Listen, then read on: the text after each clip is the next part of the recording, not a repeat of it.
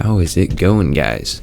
All right, so we are going to be reading the story of Ananias and Sapphira from Acts 5.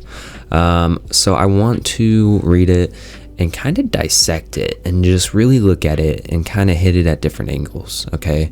So bear with me. I'm going to give my thoughts on it towards the end, so let's go ahead and read it, okay? But a man named Ananias with his wife Sapphira sold a piece of property, and with his wife's knowledge he kept back for himself some of the proceeds and brought only a part of it and laid it at the apostles' feet. But Peter said, Ananias, why has Satan filled your heart to lie to the Holy Spirit and to keep back for yourself part of the proceeds of the land?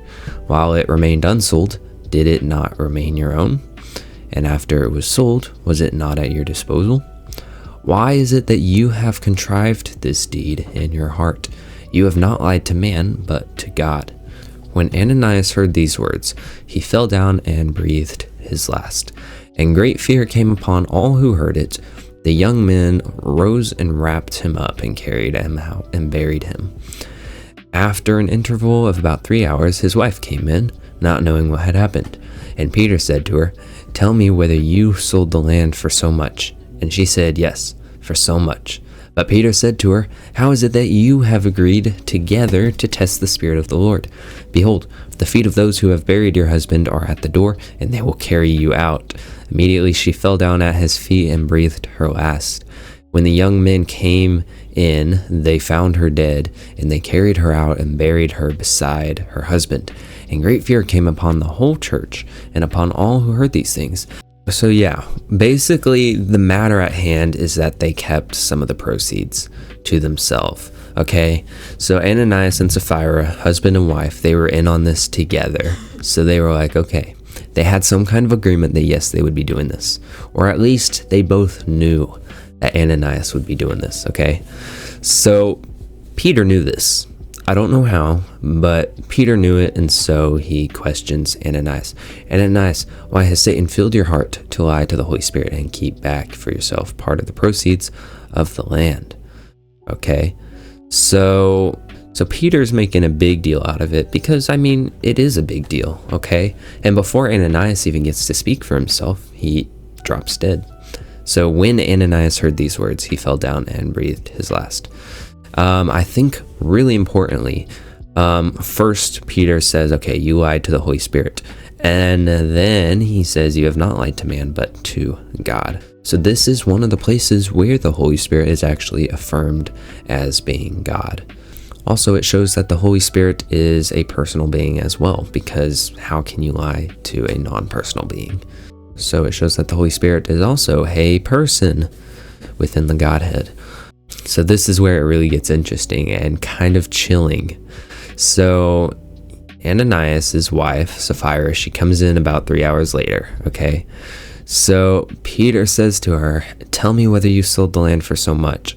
So Peter is giving her an opportunity to be honest, okay? Peter gave her an opportunity to be honest. It's not just like, okay, you're done, drop dead now. No, he's giving her the opportunity to be honest about it. This is her test. And what does she do with that test? Well, she fails and lies again. So she says, yes, for so much. But then Peter said to her, How is it that you have agreed together to test the Holy Spirit of the Lord, or to test the Spirit of the Lord? Now, this is where it gets chilling. Like, this line from Peter is absolutely cold. I mean, seriously.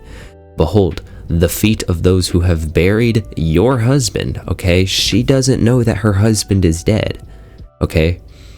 Because again, she came in not knowing what had happened. So now he's delivering the line that, hey, your husband is dead, okay? What does he say then? And they will carry you out. So he knows that she's about to die, okay? I don't know, I'm fascinated with this line because it's just so chilling to read. Like, imagine being Sapphira, okay? Behold, the feet of those who have buried your husband, wow, my husband's dead, are at the door, and they will carry you out. Yeah, Immediately she fell down at his feet and breathed her last. So yeah, they came in and they carried her out, buried her beside her husband. Now this right here is also, I think, an important aspect to look at. And great fear came upon the whole church and upon all who heard these things, except Peter. Peter is strangely calm in this whole situation. He's just doing the Lord's work here. But I'm sure by having the fear of the Lord, he's able to do this 100%. But again, let's look at this. And great fear came upon the whole church and upon all who heard of these things. Okay, so it's important to know that this is like we're fresh out of Pentecost at this point. Okay, so God's church has been established and this happens. Okay, so now the whole church is fearful. Not fearful of, hey, are we going to die too? But fearful and obedient to the Lord.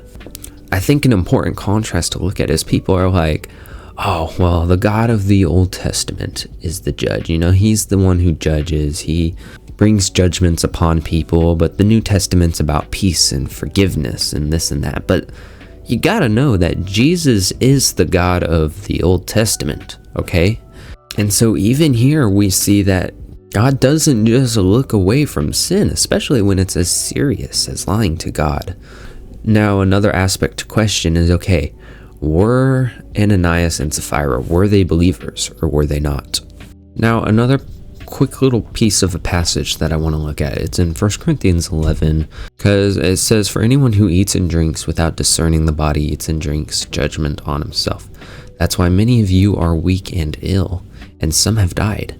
So in the context of communion, people dishonoring it, some of them have become weak and ill and some have actually died. So I think that's also an important aspect to look at.